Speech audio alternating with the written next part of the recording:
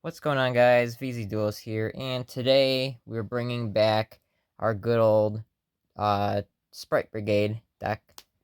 And I gotta say that for performing to get third place in a case tournament for Power of the Elements now, the deck just performed exponentially well.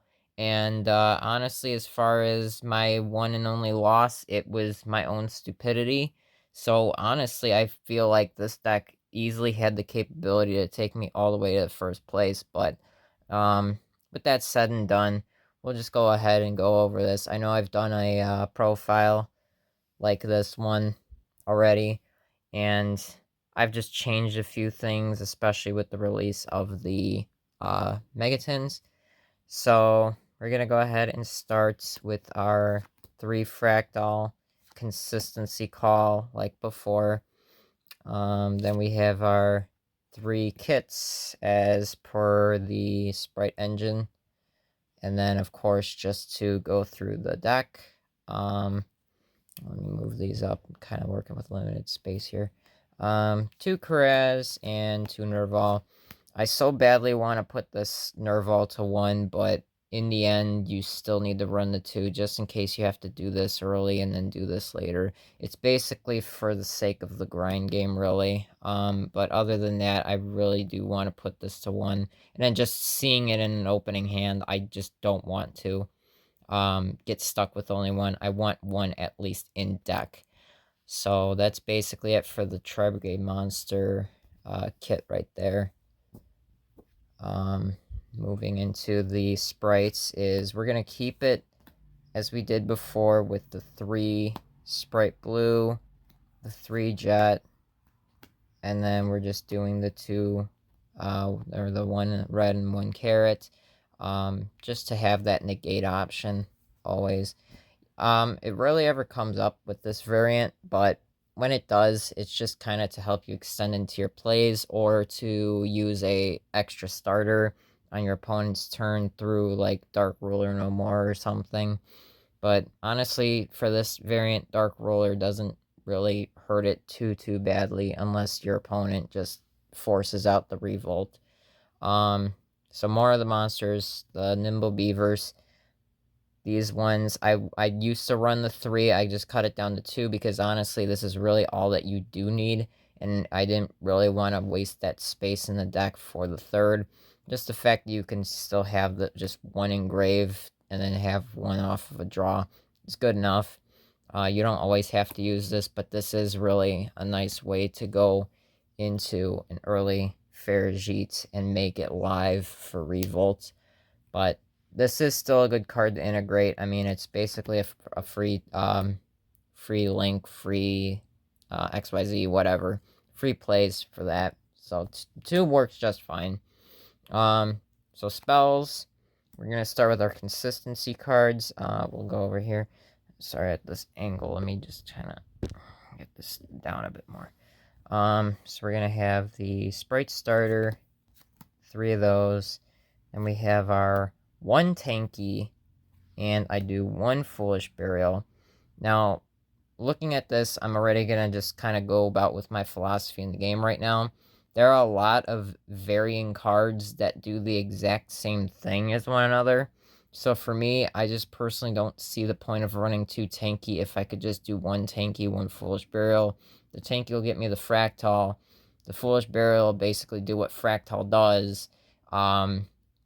And even then, Fractal might have to send something else, like just maybe the Nerval to initiate a play, and then later on you use the Foolish for something, or you use the Foolish first, then the Tanky.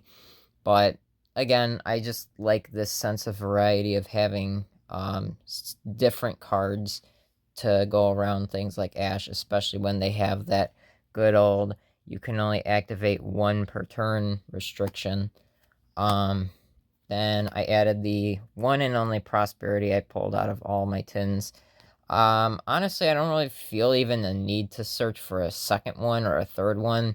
Because again, this deck has so much consistency to it that it doesn't even feel like it's really necessary to begin with. But it's just another way to help you draw out your counters against your opponent. If you can't get your, if you already have your engine, you get a counter against your opponent, or vice versa.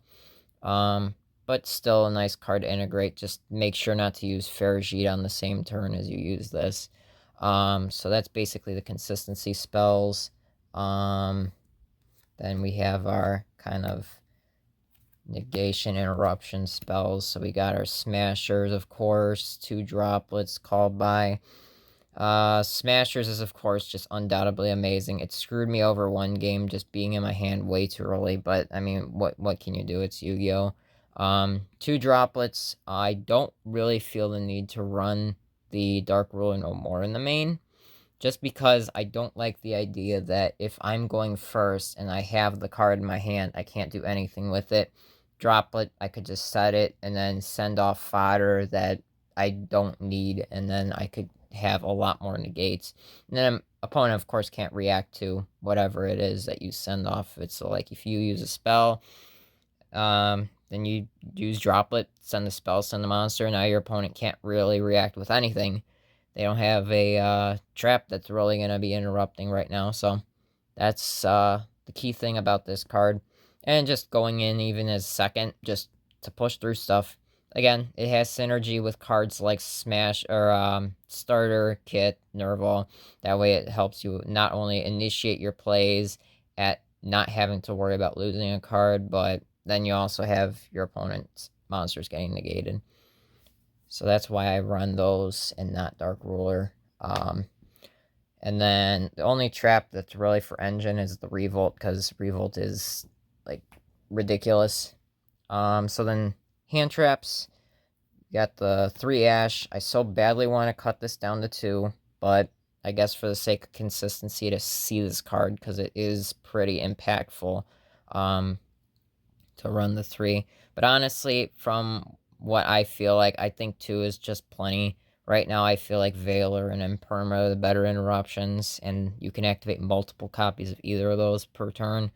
Again, this is what I was saying about my philosophy with the Tanky and the Foolish. I like multiple names or cards that can activate multiple times, so that if that gets interrupted, you could just use it again.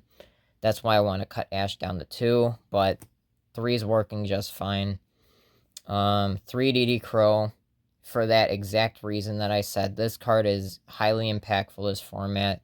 The three of the main cards or decks are basically Sprites, Tearlament, Mathmech, and then I mean you have things like Adventure, but this card just basically serves as an overall good interruption for pretty much anything getting played right now.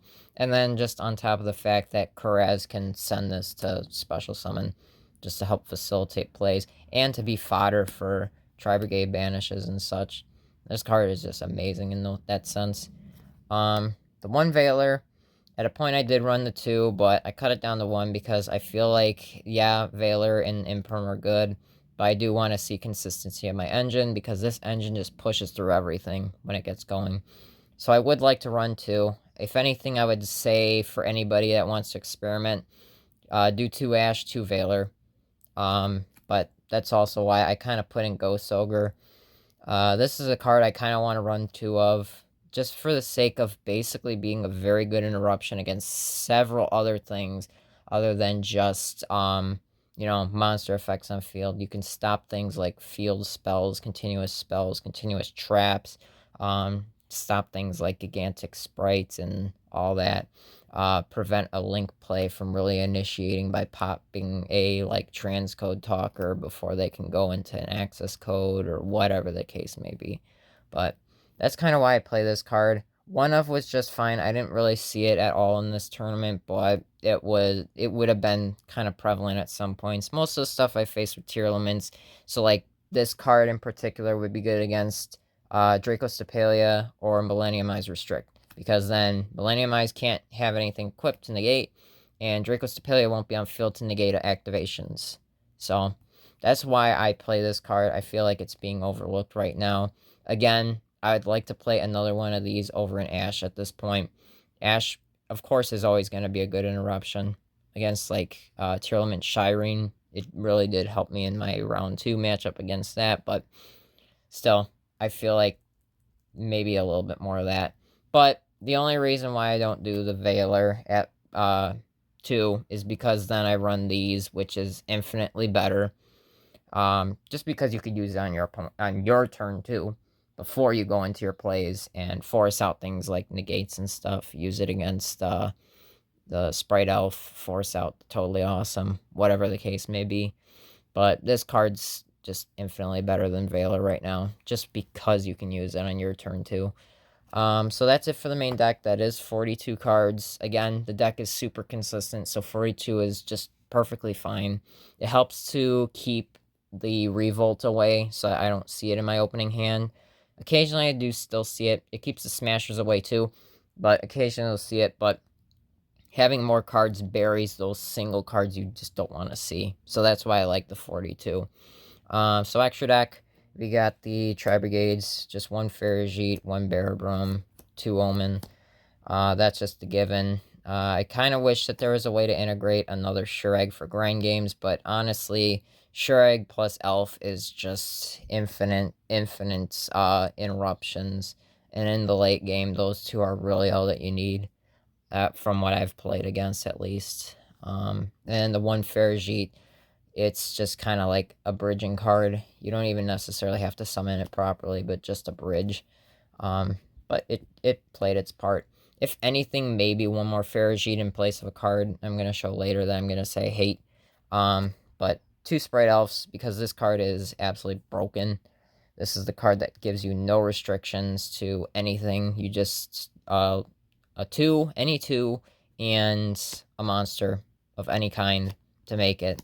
And then you could special summon, and you're not, again, locked, which is why this card is so much better than Gigantic. It doesn't lock you to 2s, so you could still go off. You could bring out a kit effects, banish 4, Omen. There you go. But that's Elf, 2 of those. I wish I could run a 3rd, but there's just no way. Almirage, this is the one card I absolutely hate. I feel with this card, if you have to go it, you're already losing, so I say that this card is easily a flex spot. I've used this really just as prosperity fodder anyways, so I feel like that could be a spot for either Ferrigite or another elf. But moving on, Pit Knight Early, Double Dragon Lords. Pit Knight Early is just basically the final combo piece for the general combo. I've had somebody ask me what's the ideal end board. It's usually just Elf, Pit Knight, and Revolt with interruptions. And then in the case that you don't have interruptions, Double Dragon Lord is really good with Elf as well. But these 2 cards are excuse me. These 2 cards are really good. Again, Omen and Double Dragon Lords with Elf is just free interruptions constantly.